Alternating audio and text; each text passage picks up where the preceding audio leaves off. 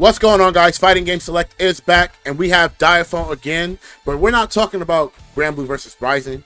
We're going to be talking about fighting games that came out pretty damn good at launch. I think there's been a lot of good launches for fighting games. I think there's been a lot of bad ones, so it'll be interesting to hear your take and then the comments below. We're coming out of the pandemic fresh. I would say, Guilty Gear Strive launch was pretty rough. Yeah, I think that's fair. I think I would kind of put it mid-tier. The thing is, Guilty Gear Strive came out at a really good time. Like a really, really good time. It was during the pandemic. Yeah, during the pandemic, we had no fighting games to play. All the netcodes were trash. And Guilty Gear Strive comes out. Beautiful game. And it has rollback. We could actually play this game online. So for that, the fact that they nailed the timing perfectly, it can't be like if we're making a tier list, it can't be bottom tier. It has to be at least mid tier, just because that was going on. But yeah, they had some bad things, like the balance was kind of whack and no crossplay. Yeah, no crossplay. The servers were exploding. They're still exploding though. yeah, but it's not as bad though. What's your next take? Who had the best launch or the worst launch? See, the thing is interesting because I feel like as games progress, they're always going to be better. They're going to be more refined.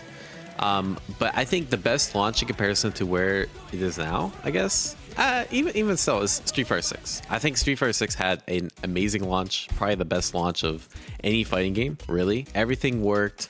The ranking system worked really well. The game was fresh. The mechanics were well thought out. At the same time, I feel like they dropped the ball on some things, right? Like not releasing costumes right away, not releasing DLC faster, not balancing the game at all, getting all these collabs, but it's all for avatar lobby stuff. But as for the actual launch and how well featured the game was, I think that has to be top tier. I agree. I can't really argue that. I mean, I talked about it so many times that I just feel like Capcom really set the standard high for a lot of companies to also step up and make sure that their launch is really, really good. And with that being said, the game that had one of the best launches right now with little to no issue right now is Granblue versus Rising, bro. Yeah, it's actually crazy how well that game works. And for many reasons, right? It came out with not only crossplay, but it also comes with a free-to-play version, standard edition, and the deluxe edition. The fact that we got a free-to-play version at a full launch of this game right now, that is huge. However, I do think one of the biggest things that I feel they took away a lot of the co-op stuff that they had for the game, and they changed it different. It's not like an RPG anymore, and I think that was really huge that they took that away. Granblue did so much right. Having the free version and being able to attract so many new people, I think that's such a win. And I wish every fighting game did that. I think games like Street Fighter, games like Tekken, if they did that, and with their huge IPs, they could be even bigger than they are now. Oh, Granblue literally added almost every feature that people are asking for in fighting games, and now the game has good reception. Who would have guessed? Yeah, who would have guessed, right? Pocket Bravery had a alright launch with the connection issues and things like that. And I just think that another big thing too is they didn't have a lot of time to have a beta launch. I think that's a big issue. Yeah, dude, it sucks because I really like that game a lot. It's so weird because they released 15 patches in the first 2 weeks. They released more than a patch a day. Yeah. And those patches were very meaningful patches, right? They fixed net play, they completely overhauled some of the balance and how the game runs. The input buffer system, there used to not be an input buffer, which made things very, very hard or impractical. And then they added input buffer and made things way easier. So they made very, very impactful changes within the first couple of weeks, and by the time that those changes were out, a lot of people that tried the game and I can't find any matches, those people already moved on. And it's man, if that game only had a couple more weeks to cook, I think it would have been it would have been so much better. Yeah, it would have done a lot better. Yeah, I think they should have let the demo, the beta, the online beta, I think they should have just let it cook for a little longer. A little longer so people could give you more feedback and things like that. I think it's really fun. I'm not gonna lie. It's just the issue is there's so many other games out, right? Yeah. And it's still, it can be hard to find matches. But yeah, I really like the game, and I want that game to succeed because like the fan base is super passionate about it, and it's honestly it's just really fun. Like I played Daisuke in that game. You play Daisuke too? Yeah. He's like really fun character to play. Yeah, So. I think he's very unique with like how his normals work and things like that, and like how he has like aerial moves that he can like that make him do aerial. He has attacks that put him in the air that let him do his aerial specials. Like I just think he's super cool, right? Even his lore is cool. He actually he won like the Brazilian major. Oh really? So he's That's cheap. it. Yeah, I guess he's cheap too. That's it. You got another character? I mean, you got another character. You got another launch. I feel like we have to talk about MK1. Oh, I didn't want to say it. I didn't want to say it. I feel like we can't make this video without talking MK1. Yeah, dude. Oh my god. I know a lot of people crapped on it, but everything worked right out of the gate. For what? On the non-PC version. Actually, I take this back. I did not play I was the about PC to say. version. Yeah, I did not play as a PC. As a console pleb.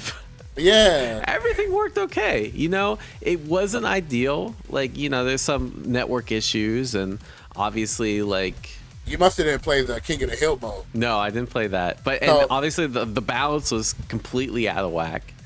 Bro, but, you know... So let me tell you about this King of the Hill mode before you say it wasn't that bad. Right. So obviously the only lobby system at that point was like King of the Hill. What happened was if you invite somebody and they took too long, like the lobby would just explode and like you just be stuck there. If you send somebody an invite, they were on a time limit. Because if they didn't make it to that time, the lobby was gone. And then on top of that too, the game didn't even come out with crossplay. This is one of the big three. This was, you know, the Street Fighter, the Tekken, and the Mortal Kombat. And Mortal Kombat didn't even come out with crossplay. I think in terms of like the big three, I think it's definitely subpar, at least compared to Street Fighter, right? Because you're right, like some of the features are missing. The PC port was absolute trash. Do you know the PC port actually has like different balance than the PS? Yeah, PlayStation port? Yeah. Dude, some combos like don't work. Properties are just different. Yeah. That's crazy, dude. That's probably why crossplay took so long. They couldn't figure out how to. You know, a game I was thinking that nobody talked about because King of Fighters XIII global match, man. Yeah, you don't even talk about that no more, huh? I heard that was bad. I didn't even touch it. I just heard bad things. So bro, let me know. Yeah, bro. So like, first of all, there's not even a lot of people playing the game, which sucks. Yeah. And second, too, you know, obviously ranked match is dead on arrival because there's not a lot of people playing. So, and then also on top of that, Steam version didn't even get the rollback. It's only PlayStation. Yeah, that's like. Yeah, so I did hear about that part. So I'm like, dang, like really? They didn't do that, and no communication about it either. What would you want to see from other companies? And I already know one of them is going to be free to play. Yeah, of course.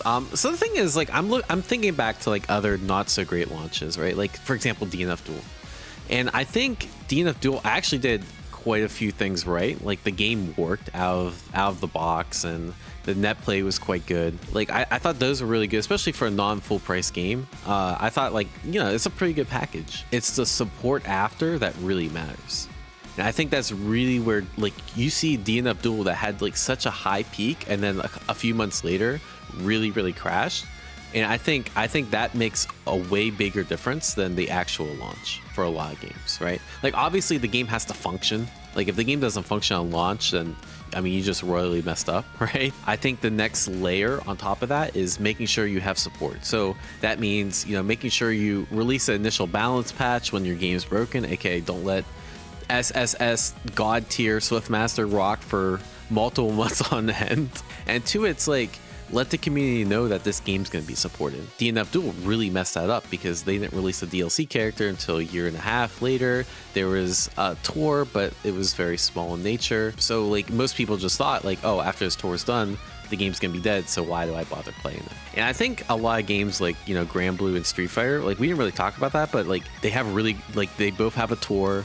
We know DLC's coming. And I think that's both like what helps the longevity of the game. So I guess if there were anything, it would be like, you know, making sure there's like future DLC, making sure there's a tour, making sure that like there's reason for these guys to keep playing it. And I think a lot of the games that don't succeed quite as well don't quite nail that aspect. Yeah, and by the way, guys, like if you guys probably gonna miss it from this video, but DNF Duel is free for 24 hours. You go Oh, that's true. and download it. You can play the game for free. You get the free game. So I'm like, wow. You know, I think it's a little too late. A little late. A little late, but you know, I like the fact that they're trying. Like if they just tried a year ago, this game would be in such a better spot. Like I'd be hyped for the DLC characters, I'd be checking them out, but now it's just like it's the right amount of effort. It's just way too late. With that being said, man, where can they find you, bro? Hey, yeah, of course. Check me out if you want to learn fighting games or just interested in variety of FGC content. Check me out on YouTube, Twitch, and Twitter at Diaphone_, and catch y'all in the comments. Let us know what game had the best launch that we probably didn't mention. Thank you guys, man. I hope you guys have a great New Year's, and I hope to see you guys in 2024. We're signing out. See you later.